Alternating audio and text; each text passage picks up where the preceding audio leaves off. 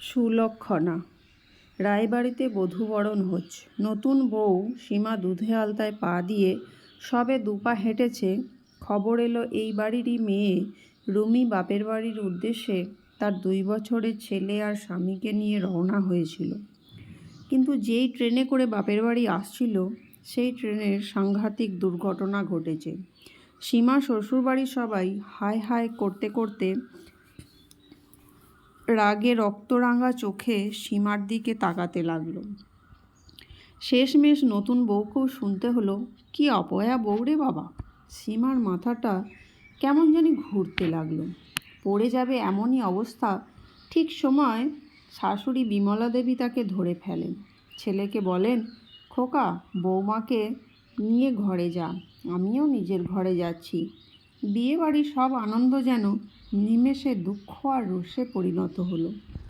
আত্মীয় স্বজন সবাই নতুন বউয়ের তীব্র সমালোচনা শুরু করে দিল। বিয়ের আর কোনো অনুষ্ঠানই হলো না। বাবা মারা গেছেন বেশ কয়েক বছর আগে। ছেলে জিৎ তার মাকে নিয়ে দুর্ঘটনাস্থলের দিকে রওনা দিল। প্রায় সব আত্মীয় স্বজন চলে গেলেও জিতের মামা মামি ছিলেন এই বাড়িতেই। নতুন বউ একাই থাকে তার ঘরে। তার সাথে কেউ দেখা করতেও আসে না। শুধুমাত্র কাজের লোকের হাত দিয়েই খাবার পাঠিয়ে দেওয়া হয়। সে খাবার অবশ্য পড়েই থাকে। সীমা খাবার মুখে তুলতে পারে না। সীমা ছোটবেলায় মাকে হারিয়েছে। এখন বিয়ে হয়ে নতুন শ্বশুরবাড়িতে পা দিতে না দিতেই এ কী অঘটন। সবাই যা বলছে সত্যিই কি সে তাই? অপয়া? এবার সে কী করবে? এক প্রকার নির্বাক হয়েই একাকী বসে থাকে। 2 দিন পরে জিৎ তার মা আর তার দিদি রুমিকে নিয়ে ফিরল। রুমিকে দেখে সবাই হাউ হাউ করে কেঁদে উঠল। কেঁদে কেঁদে রুমির চোখের জল ফুরিয়ে গেছে, কারণ সে সদ্য স্বামী আর সন্তান হারা। দুর্ঘটনাস্থলের কাছে হাসপাতালে রুমির শ্বশুর শাশুড়ি ছেলে ও নাতির দেহ নিতে এসে জানিয়ে গেছেন, এমন অলক্ষণে বইয়ের আর মুখ দেখতে চান না তারা। তাদের সঙ্গে রুমির যেন কোনো সম্পর্ক না থাকে। রুমির শুকনো চোখে হতাশায় ভরা। সে জানে না তার দিন কাটবে এখন কিভাবে। সে খেতে শুতে ঘুমোতে পারে না, শুধু নির্বাক হয়ে বসে থাকে। একমাত্র ননদকে এই অবস্থায় দেখে সীমার বুকটা মোচড় দিয়ে ওঠে যন্ত্রণায়। নিজেকে বড় অপরাধী মনে হয়। স্বামী তাকে বোঝায়, নিজেকে অপরাধী ভাবছো কেন তুমি? যুক্তি দিয়ে নিজেকে বোঝাও, তোমার হাত এখানে কোথায়? সীমা কাঁদে স্বামীর বুকে মাথা রেখে। কিছুতেই শান্ত হতে পারছে না। এক প্রচণ্ড দ্বিধায় সে ননদের কাছেও যেতে পারছে না। ভীষণ ভয় করে। বিমলা মেয়েকে কিছুতেই কথা না বলাতে পেরে, খাওয়াতেও না পেরে অসহায়ভাবে ছেলেকে বলে, কি করবো রে? জিৎ তবে চিন্তান্বিতভাবে বলে, ডাক্তারবাবু তো দেখে গেছেন। ডাক্তারবাবু বলে গেছেন ওকে যেভাবেই হোক কাঁদাতেই হবে, তা না হলে না খেয়ে আর মনের যন্ত্রণায় ও তো মরেই যাবে। ওষুধও খেতে চাইছে না। যেমন করে পারেন ওকে কথা বলান, কাঁদান, সাথে কিছু খাওয়ান। 3 দিন ধরে ওই পাথরের মূর্তির মুখ দেখতে দেখতে মরিয়া হয়ে যায় সীমা। নিজের মধ্যে কীরকম যেন একটা আত্মবিশ্বাস ফিরে এলো। উঠে এসে রুমির ঘরে গেল কিছু খাবার নিয়ে। দিদি, একটি কিছু খাও। দেখো আমি খাইনি তুমি খাচ্ছ না বলে। কেন কোনো সাড়া নেই রুমির। হঠাৎ সীমা পাগলের মতো রুমিকে 2 হাত ধরে ঝাঁকাতে ঝাঁকাতে বলল, দিদি তুমি আমায় মারো, ধরো, যা খুশি করো, আমি তো অন্যায় করেছি, তুমি শাস্তি দাও আমায়। এইভাবেই চোখের জলে ভাসতে ভাসতে মুখে যা আসে তাই বলে দিদিকে, আর ধরে জোরে জোরে নাড়াতে লাগলো। হঠাৎ করেই যেন সম্বিত ফিরে পেল রুমি। সীমার গালে ঠাস ঠাস করে চড় কষিয়ে বলল, শাস্তি পেতে চাও? এই নে। আর কত খাবি? আমার স্বামী সন্তানকে তো খেয়েছিস, কেন আরও খাবি? খা, কত খাবি? বলে ওর মুখের কাছে 2 হাত বাড়িয়ে দেয়। অঝোর ধারে জল ঝরে চিমাস চোখে। রুমি চিৎকার করে ওঠে, আমাকেও খা এবার তুই, তুই একটা রাক্ষসী, ডাইনি। বলতে বলতে ভীষণ উত্তেজিত হয়ে অজ্ঞান হয়ে গেল রুমি। দরজার বাইরে দাঁড়িয়ে মা ও ছেলে নির্বাক। ডাক্তারবাবু এলেন।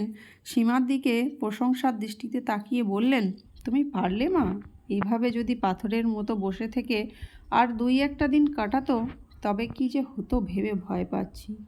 মনের যত ব্যথা সব উগড়ে দিয়েছে রুমিমা। এবারও সুস্থ হয়ে উঠবে। রুমিমা তোমাকে যা যা বলেছে তুমি কিছু মনে রেখো না মাসিমা।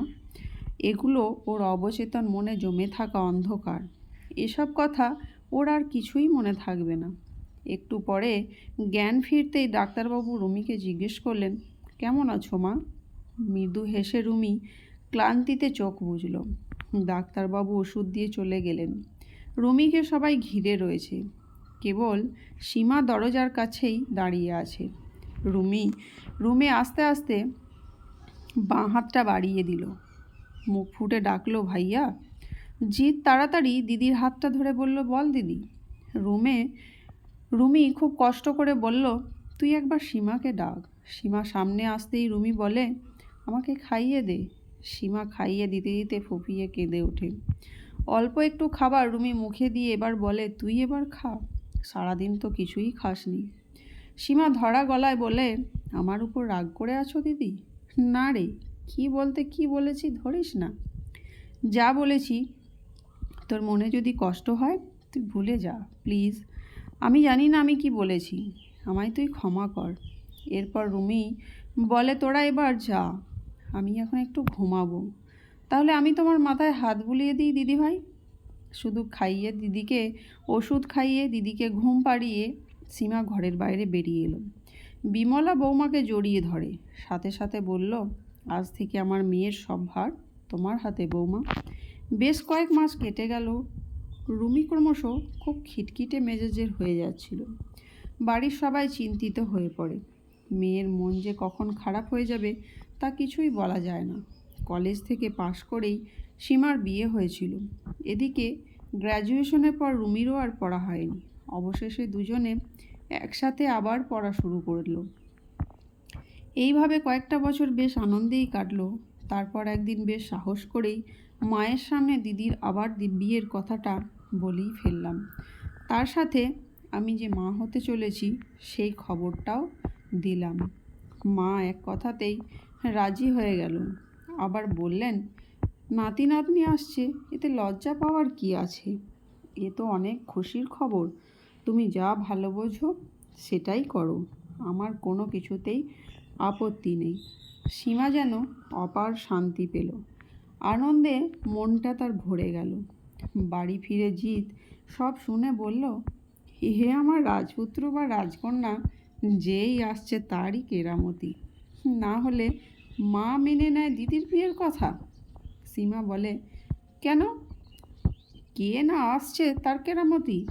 আমি কি বুঝি কেউ নয়? স্ত্রীকে কাছে টেনে গভীর গলায় বললাম, অনেক ভাগ্য করে আমি তোমাকে পেয়েছিলাম। বিশ্বাস করো সীমা। স্বামীর হাতের বাঁধনে মুখ লুকিয়ে সীমাও বলে, আমিও। ধন্যবাদ। তো বন্ধুরা, প্লিজ কমেন্টে জানাবেন আমার গল্পটা আপনাদের কেমন লাগছে। আর ভালো লাগলে অবশ্যই একটা লাইক দেবেন। আর আমার চ্যানেলে যারা নতুন আছেন, নতুন বন্ধুরা, তারা অবশ্যই আমার চ্যানেলটি সাবস্ক্রাইব করবেন। ধন্যবাদ।